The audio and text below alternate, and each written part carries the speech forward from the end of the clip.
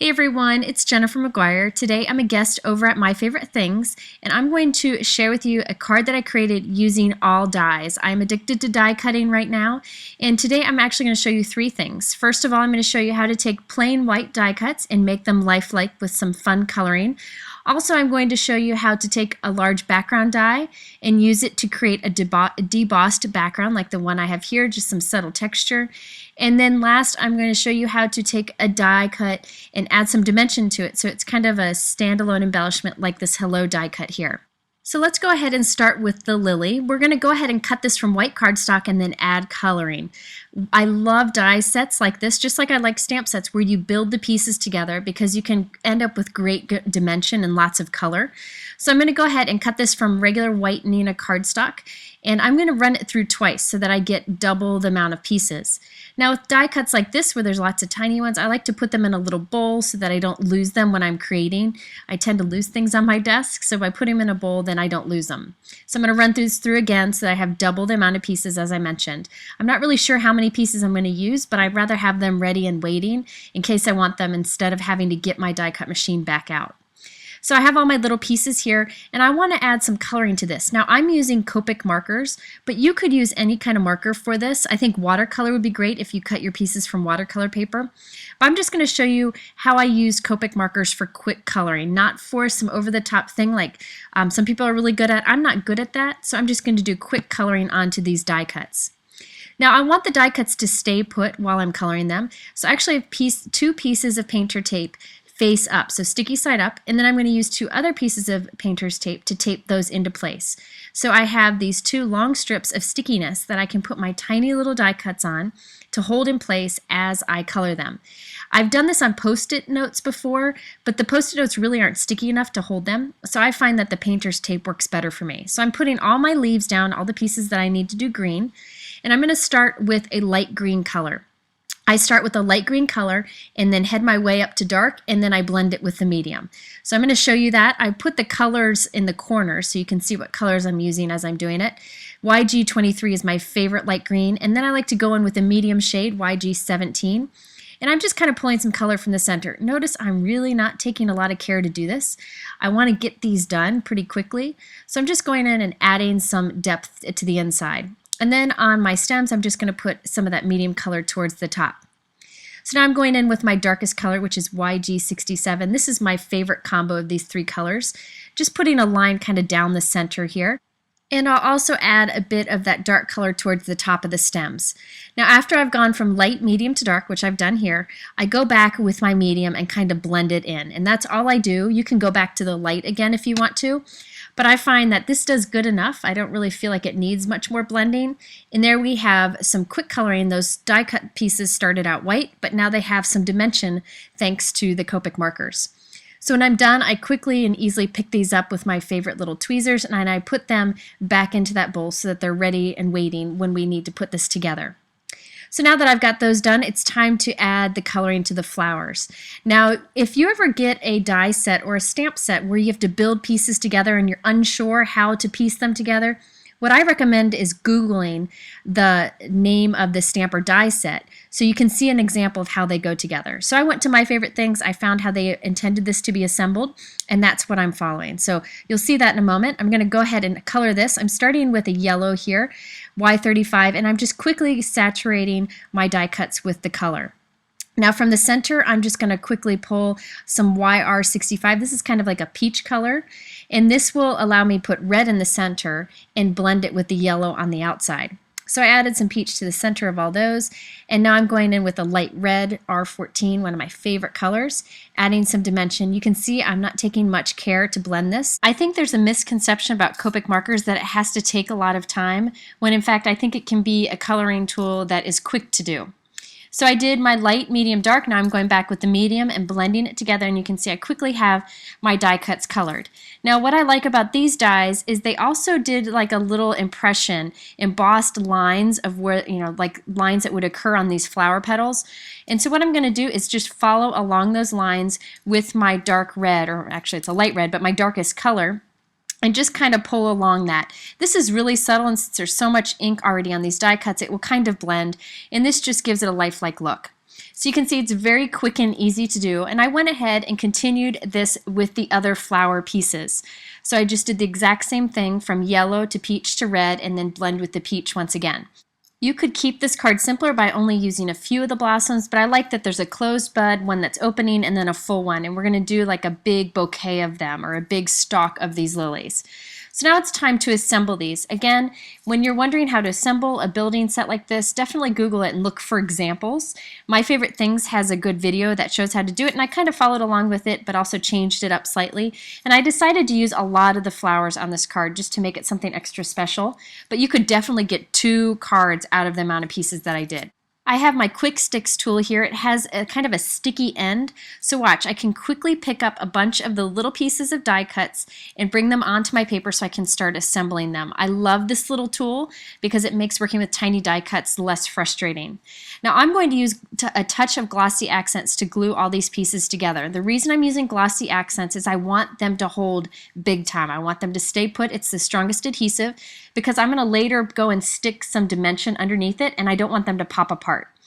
So now I'm going to go ahead and put these 2 pieces together. This creates like a lily that's starting to bloom. You can see I have my buds already done. This goes together very quickly and easily thanks to the examples that I followed. Now another reason to use glossy accents when assembling little die cut pieces like this is it dries very quickly, so you don't have to worry about it shifting as you start putting more pieces together.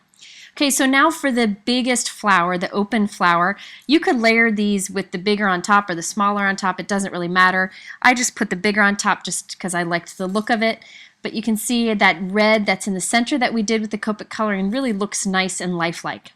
Now there are also these tiny little pieces that go in the center of the lily. You know, you could always skip pieces of this to make it simpler if you wanted to, but I really like that they offer all the pieces to make it look very intricate and lifelike. So let's go ahead and put all of these on a stem. I don't know, these lilies remind me of the lilies that I actually got from my grandma, who lived to be 101, and I actually transported them from her garden into mine, and we have this color of lily. And I love how so many bloom on one stem. So I'm going to put a bunch on here too. And I just put, again, dots of glossy accent. Now you don't have to worry about having too much there because we're going to go ahead and glue this to the card when we're done. So there's no need to spend a lot of glossy accent or time using glossy accents to glue all these little pieces together because, again, we'll glue it onto our card. Now I went overboard and actually used all of the pieces except for one of the buds and a few of the leaves. So you don't have to use this many again, but I really think sometimes it's fun to use a lot on a card and kind of go all out just to make it extra special. So now we have our piece assembled, and later I'm going to go back and add some dimension to it. But for now, I'm going to set this aside so that we can create the next pieces for the card. The next trick is to add dimension to a die cut to make it more substantial. I really didn't have a place to stamp a greeting on this card because we're going to add some texture to the background. And in this case, a word die cut or a sentiment die cut is best because you can really stick it on anything. But since I had such a heavy lily die cut here, I needed to add something to this little delicate word die to make it substantial, to kind of balance it out. So I have a piece of sticky tape face up here just to hold the die cut in place while I add a thick coat of glossy accents. This is a great way to give it some dimension. And now I can just take this piece while it's still on the tape and set it aside while it dries. And while it dries, we're going to go ahead and go on to the third step of the card, which is the debossed background. Now, a debossed background is when you take a die cut and press it into the paper to create this kind of texture that you see here. It's kind of a faux letterpress look. I love it because it adds interest to a plain background without it being too simple. Now to do this, I use an embossing pad, and My Favorite Things has an embossing pad that's fantastic. And you put this through whatever die cut machine you have as if you were using an embossing folder. So use whatever sandwich you normally use for an embossing folder. So here is my embossing pad. If you don't have this, you can do it with felt. It doesn't work as well, but it does work.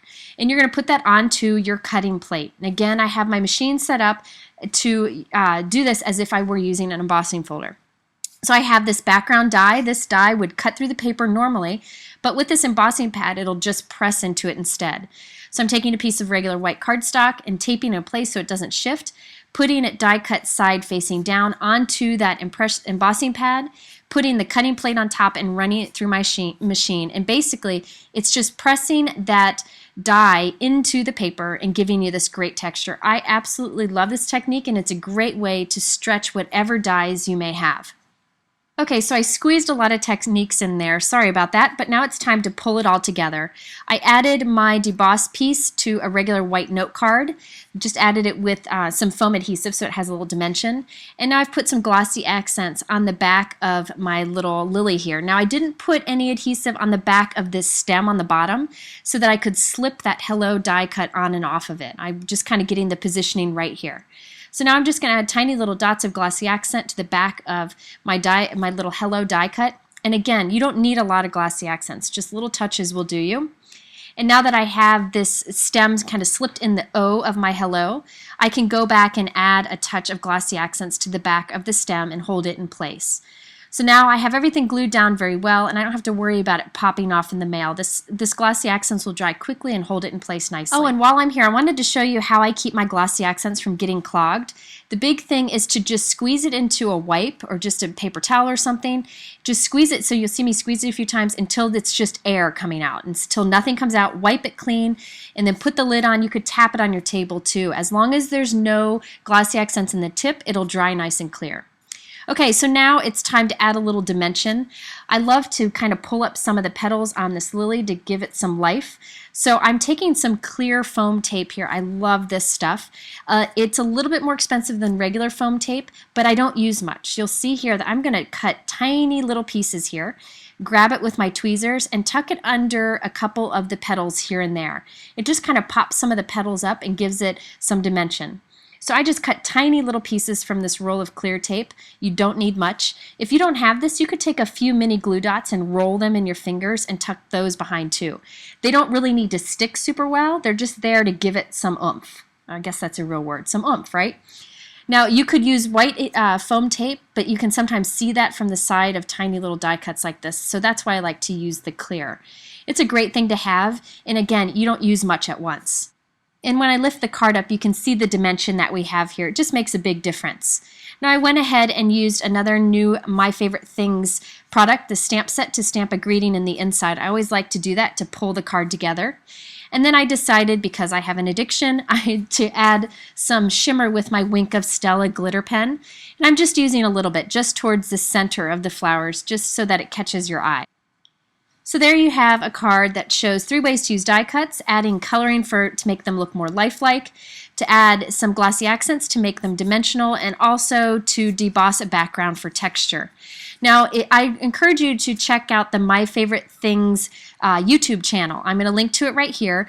I found a video there that showed how to assemble these lilies, and they have lots of great informative and inspirational videos. So be sure to subscribe to their channel, and you can also subscribe to mine. It's up here in the corner also. If you're interested in any of these products, you can look at the description here on YouTube. It's got all the links there. Or you can head over to my blog at jennifermcguireinc.com, where I have much more information. Thanks so much for watching, and I hope to see you again soon.